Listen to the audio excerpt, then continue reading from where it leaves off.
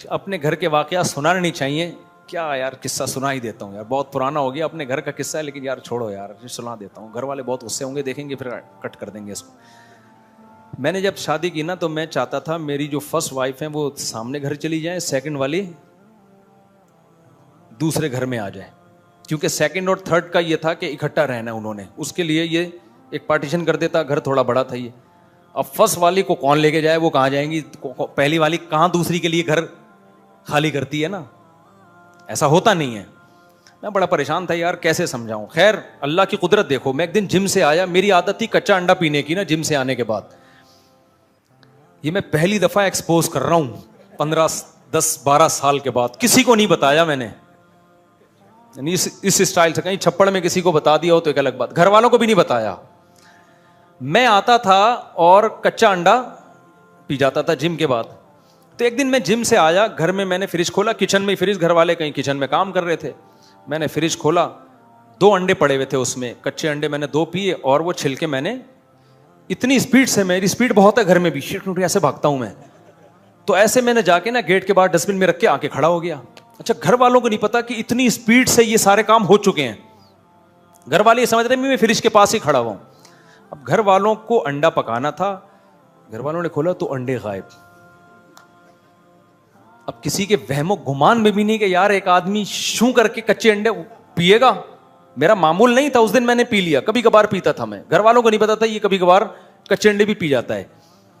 اب نہیں پیتا میں, ڈاکٹر کہتے ہیں پکا کے پینا چاہیے, کچے بھی پی سکتے ہیں. تو میرے گھر والوں نے بولا بھائی اس گھر میں جنات ہیں. میں نے کہا کیوں؟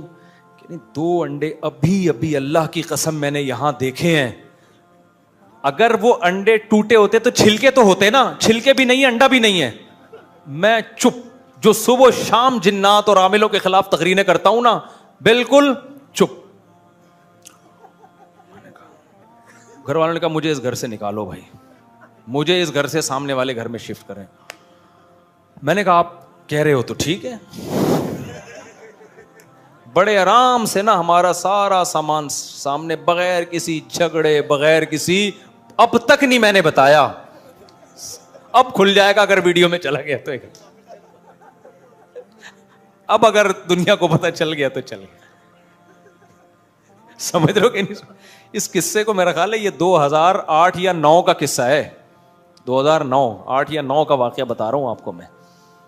تو بھائی وہم ہے اور کچھ نہیں ہے, کچھ نہ کچھ دنیا میں ہو رہا ہوتا ہے. بعض چیزوں کے اسباب خفیہ ہوتے ہیں, ہم اس کو کس پہ ڈال دیتے ہیں, جن پہ ڈال دیتے ہیں کہ جن نے کیا. ہم نے کہا چلو یار فی الحال جن کے کھاتے میں ڈالو, دیکھا جائے گا. پہلی دفعہ میں جن کا واقعہ سن کے خاموش رہا ہوں.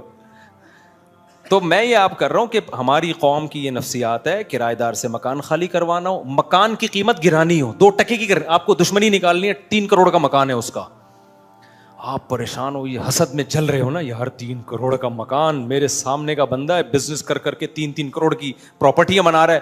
کوئی آپ جا کے تھوڑی سی نا لال رنگ لے کے چھیٹے مار کے آ جایا کرو گیٹ پہ, مسور کی دال پھینک کے آ جاؤ. اتنے وہمی ہیں نا لوگ, وہ یقیناً کسی عامل کو, بزرگ کو بلائیں گے, وہ سونگے گا یوں کر کے نا, ایسے جیسے نہیں کتا سونگ رہا ہوتا جا کے, یہ جو چرس نکالنے والے اس طرح عامل سونگتے ہیں, میں نے خود دیکھے ہیں. سونگے گا, بولے گا کچھ اثرات ہیں, کچھ کیا ہے. ابھی کچھ دن پہلے میں کسی کے گھر گیا ہوں, میں اتنا عاملوں کے خلاف بولتا ہوں پھر بھی لوگوں میں عقل نہیں آ رہی یار. ایک صاحب کہنے لگا ارے مفتی صاحب بالکل صحیح ٹائم پہ, اسی ہفتے کا واقعہ, کہہ رہے ہیں صحیح ٹائم پہ آئے آپ. میں نے کہا خیریت؟ کہہ رہے ہیں یار میں کرولا میں آیا تھا, میرے پاس ریموٹ, وہ جو کنٹرول والی جو چابی ہوتی ہے, ریموٹ تھا میرے پاس, وہ میں جیب میں ڈال کے گھر گیا ہوں, واپس آیا ہوں جیب میں چابی نہیں. کہہ رہے ہیں میں نے امریکہ بھی فون کیا, کہہ رہے ہیں بھائی کچھ ہے, کسی مفتی کو دکھاؤ, کچھ ہے بھائی, چابی غائب ہے, کچھ ہے, کسی مفتی کو بتاؤ. آپ مفتی صاحب آئے ہیں, آپ بتائیں کیا ہے یہاں پہ. میں اس کے گھر گیا نا, ایسا کباڑ خانہ بنا ہوا تھا گھر. میں نے کہا یہاں بندہ زندہ واپس آ جائے نا, یہ بڑی عظمت کی بات. کہیں غلطی سے رکھ دی ہوگی چابی اس کباڑ میں, سلیقہ تو نظر آ نہیں رہا. وہ شاید شفٹنگ کر رہے ہوں گے, میں کسی کی برائی نہیں کر رہا, ہو سکتا ہے مکان شفٹ کر رہے ہوں اس لیے چیزیں. تو میرے ساتھ ایک دوست بھی تھے, انہوں نے بولا اس گھر میں تو سب کچھ گمے گا, غلطی سے بھی کہیں بھولے سے بعض دفعہ کوئی چیز رکھ دی تو کہاں ملے گی اس کباڑ میں. بعض دفعہ آدمی جیب سے چیز نکالتا ہے رکھ دیتا, یاد نہیں رہتا اس کو. کرولا کی چابی گم گئی ہے اور ایک پڑھا لکھا آدمی کس پہ ڈال رہا ہے, جن پہ, اور مجھے دیکھ کے خوش ہو رہا ہے کہ مفتی صاحب آ گئے, اب بتائیں گے کون سی چڑیل کا یہ کام ہے. تو یہ ہے ترقی. صحیح ہے, ہم کہاں پہنچیں گے, چاند پہ. ہمارا جب خلائی, جو ہمارا راکٹ جب چاند پہ جائے گا نا, تو بھی ہم استخارہ نکالیں گے, پہلے بیٹھ کے استخارہ نکالیں گے, نیلا آ گیا تو بھیج دے, پیلا آ گیا تو مت بھیج.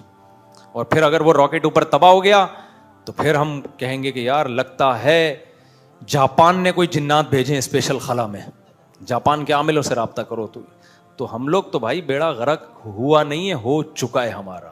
ہر چیز میاں بیوی کا جھگڑا ہوگا, اپنی غلطیوں کی اصلاح کی کوشش نہیں کریں گے, دیکھیں گے نہیں کن باتوں پہ جھگڑا ہو رہا ہے, فوراً ڈال دیں گے کسی نے کچھ کیا ہے. رشتے نہیں ہو رہے لڑکیوں کے, تو میں چیخ چیخ کے تھک گیا بھائی, 2 3 شادیاں نہیں کرو گے تو رشتے نہیں ہوں گے نا, اس پہ نہیں سوچیں گے.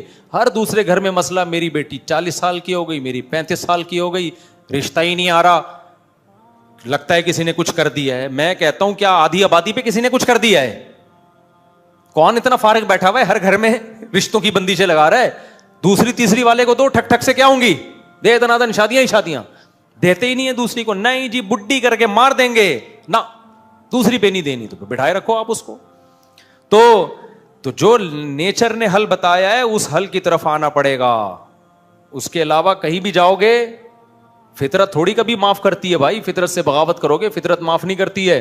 تو خیر میں عرض کر رہا تھا, نبی صلی اللہ علیہ وسلم نے فرمایا اجملوا فی الطلب, طلب میں کیا کرو, اعتدال. اب طلب میں اعتدال کیسے پیدا ہو بھائی؟ غیر اخلاقی طریقوں سے پیسہ زیادہ آ جاتا ہے.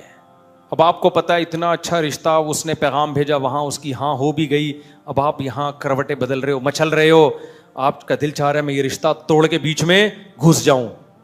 یا اس کا پلاٹ ہے 1 کروڑ کا, اب آپ کو خیال ہو رہا ہے یار ایک 5 لاکھ روپے دے کے میں خرید لوں, یا اسٹیٹ ایجنٹ کہہ رہے ہیں 5 لاکھ اضافی مل رہے ہیں, بیٹھے بیٹھے 5 کون چھوڑتا ہے. نبی نے فرمایا لا یصم احدکم علی صوم اخیہ, جب کوئی بارگیننگ ہو رہی ہے, ڈیلنگ ہو رہی ہے کسی پلاٹ کی, کسی گھر کی, کسی جگہ, دیکھا کہ گاہک اور کسٹمر کا آپس میں کافی قریب جا چکے ہیں, اب کباب میں ہڈی بن کے ان کا سودا خراب کرنے کی کوشش مت کرو. پلاٹوں میں ایسا بہت ہوتا ہے, آٹے دال چاول میں تو ریٹ متعین ہے, ان میں نہیں ہوتا, پراپرٹی میں بہت ہوتا ہے.